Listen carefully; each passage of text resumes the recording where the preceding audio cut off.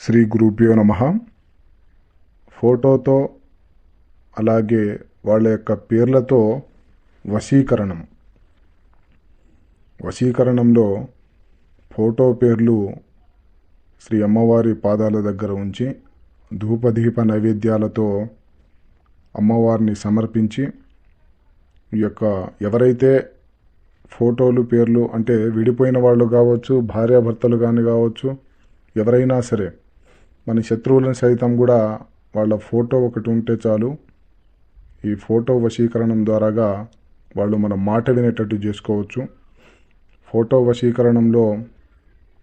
వశీకరణం చేసిన వెంటనే ఒక 3 రోజుల నుంచి 7 రోజుల లోపలనే ఎవరినైతే మనం వశంపరచుకోవాలని చేసి ఆ ఫోటో పంపించామో వాళ్ళు మన మాట వినడం, మన దారిలోకి రావడం జరుగుతుంది.